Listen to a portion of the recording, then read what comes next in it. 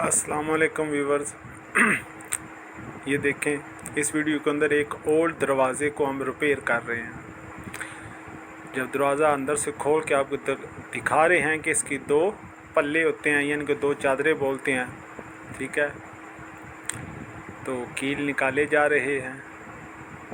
कील निकालने के बाद इनके अंदर फटियाँ जो टूट गई थी उनके ऊपर दोबारा ग्लू लगाया जाएगा।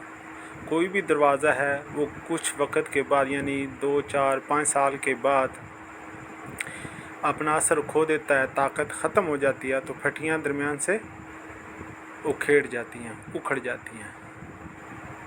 तो दोबारा ग्लू लगाए जा रहे हैं और दोबारा फटियाँ जोड़ेंगे।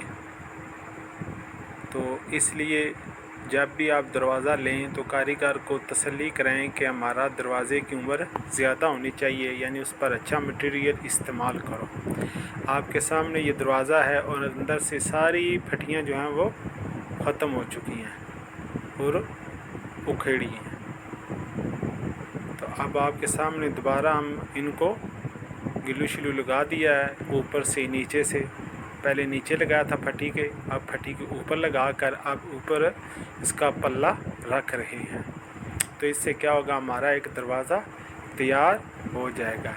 तो मज़ीद मजबूती के लिए इसके दोनों किनारों पर हम कील लगा देंगे, जिससे क्या होगा, दरवाज़ा हमारा मुकम्मल हो जाएगा।